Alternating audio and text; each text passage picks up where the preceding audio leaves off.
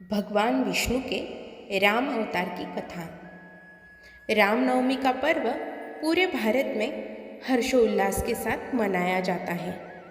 शास्त्रों के अनुसार इस दिन भगवान श्री राम का जन्म हुआ था और इसी कारण इस पर्व को मर्यादा पुरुषोत्तम भगवान श्री राम के जन्मोत्सव के रूप में मनाया जाता है।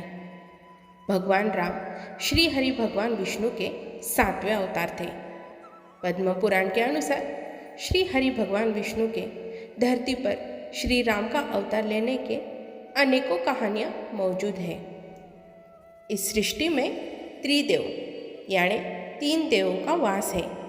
ब्रह्मा जिन्होंने इस सृष्टि का निर्माण किया है, श्री हरि भगवान विष्णु जो जगत के पालनहार हैं और भगवान शिव संहारक है। इन्हीं 3 देवों के बुनियाद पर यह सृष्टि कायम है।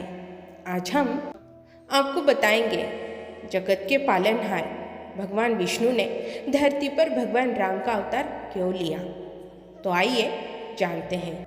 इसीलिए लिया था भगवान विष्णु ने राम का अवतार। पौराणिक कथा के अनुसार एक बार सनकादिक मुनि भगवान विष्णु का दर्शन करने के लिए वैकुंठ आए।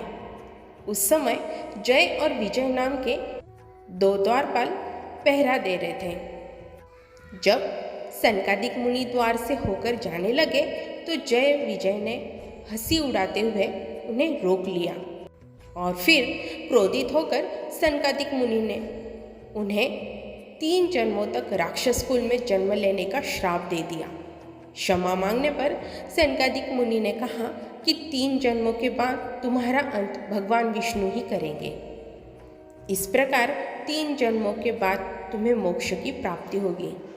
इस प्रकार पहले जन्म में जय विजय ने हिरण्यकशिपु और हिरण्याक्ष के रूप में जन्म लिया तथा भगवान विष्णु ने नरसिंह अवतार लेकर इनका अंत किया। दूसरे जन्म में इन्होंने रावण और कुंभकर्ण जैसे महान शक्तिशाली राक्षस के रूप में जन्म लिया और श्री हरि भगवान विष्णु ने राम का अवतार लेकर इनका वध किया।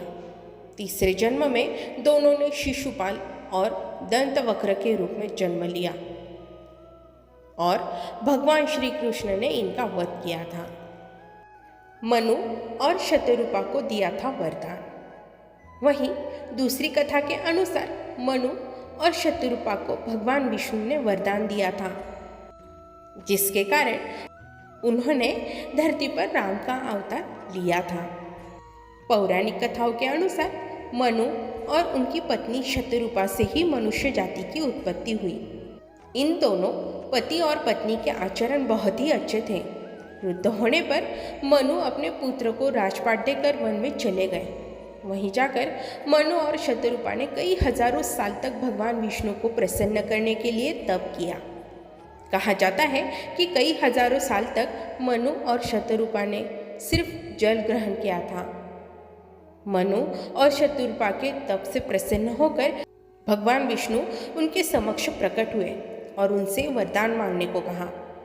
मनु और शतरूपा ने श्री हरि से कहा कि हमें आपके समान पुत्र की अभिलाषा है। उनकी इच्छा सुनकर श्री हरि ने कहा, इस संसार में मेरे समान और कोई नहीं है, इसीलिए तुम्हारी अभिलाषा पूरी करने के लिए मैं स्वयं तुम्हारे पुत्र के रूप में जन्म लूँगा। कुछ समय बाद आप अयोध्या के राजा दशरथ के रूप में जन्म लेंगे और शतरूपा माता कौशल्या के रूप में आपकी पत्नी होगी। उसी समय में आपका पुत्र बनकर आपकी इच्छा पूर्ण करूँगा।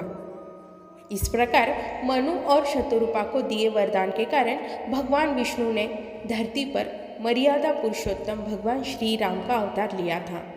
नारद मुनि के श्राप के कारण भगवान विष्णु को लेना पड़ा श्री राम का अवतार। पौराणिक कथाओं के अनुसार भगवान विष्णु ने श्री राम का अवतार लिया था।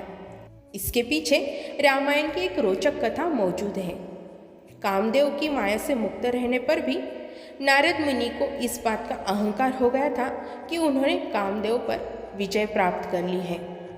नारद मुनि इस बात का बखान करने भगवान शिव के पास पहुँचे और उन्होंने इस पूरे वाक़ये का भगवान शिव को बताया। जिसे सुनने के बाद भगवान शिव को पता चल गया कि नारद मुनि को अहंकार हो गया है। शंकर जी को लगा कि नारद के इस अहंकार की बात अगर विष्णु जी को पता चल गई तो नारद मुनि के लिए यह अच्छा नहीं होगा। इसीलिए भगवान शिव ने नारद जी से कहा कि जो बात तुमने मुझे बताई है उसे श्री हरि को मत बताना। लेकिन नारद जी कहाँ मानने वाले हैं और वह तुरंत क्षीर सागर में भगवान विष्णु के पास पहुंच गए और उन्होंने कामदेव पर विजय प्राप्त करने की पूरी कथा भगवान विष्णु को सुना डाली। भगवान विष्णु जी को लगा कि आज नारद मुनि को तो अहंकार हो गया है। अपने भक्त के अहंकार को भगवान विष्णु सहन नहीं कर पाते थे। इसीलिए भगवान विष्णु जी ने नारद मुनि के अहंकार को दूर करने के लिए और जब नारद जी वैकुंठ से लौट रहे थे तो रास्ते में उन्हें एक सुंदर महल और समृद्ध नगर दिखाई दिया जिसे भगवान विष्णु ने अपनी माया से रचा था। नारद मुनि अपनी धुन में होने के कारण उन्हें कुछ समझ नहीं आया और वह राजमहल में पहुंच गए। राजमहल में राजा की एक सुंदर पुत्री को देखकर वो मोहित हो उठे। जब नारद मुनि ने लड़की के हाथों को देखा तो वो दंग रह गए। उसकी रेखाओं के अनुसार उसका पति विश्व विजेता और तीनों लोकों का स्वामी होगा। नारद जी यह देखने के बाद वैराग्य को भूल गए तथा विवाह की कामना लेकर भगवान विष्णु के पास वैकुंठ पहुंच गए और उन्होंने भगवान विष्णु से खुद को रूपवान और सुंदर बनाने की विनती की, जिस पर विष्णु जी ने कहा, हे ऋषि मुनि, हम वही करेंगे जो तुम्हारे लिए अच्छा होगा। नारद जी भगवान विष्णु जी की बात को नहीं समझे और वैकुंठ से लौटने के बाद सीधे विवाह के स्वयंवर में पहुंच गए, जहां पर लड़की ने नारद मुनि की तरफ देखा भी नहीं और उसने किसी और के गले में वरमाला डाल दी, जिससे नारद मुनि बहुत निराश हुए। देवर्षि मुनि नारद को लगा कि विष्णु जी ने मुझे रूपवान बनाया है, फिर भी राजकुमारी ने मुझे देखा तक नहीं। ऐसे विचारों के साथ उन्होंने अपना चेहरा जल में देखा, जिसे देख वह आश्चर्यचकित रह गए। उनका चेहरा बंदर की भांति था, जिसे देखने के बाद नारद मुनि स्वयं क्रोधित हो उठे और वापस वैकुंठ पहुँचे, जहाँ पर उन्होंने देखा कि वह राजकुमारी भगवान विष्णु के बगल में ही बैठी है, जिस पर और क्रोध में आकर नारद ने विष्णु जी को भला बुरा कहा और श्राप दे दिया। जिस प्रकार आपने बंदर के समान मेरा मुख बनाकर मेरा उपहास किया है ना, मैं भी आपको श्राप देता हूँ कि आप पृथ्वी पर मनुष्य के अवतार में जन्म लेंगे और आपको बंदरों से मदद लेनी होगी।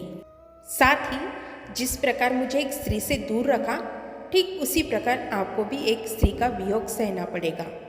नारद मुनि के इस श्राप के कारण भगवान विष्णु ने धरती पर मर्यादा पुरुषोत्तम भगवान श्री राम के रूप में अवतार लिया और इस प्रकार भगवान श्री हरि विष्णु ने श्री राम के रूप में धरती पर अवतार लिया।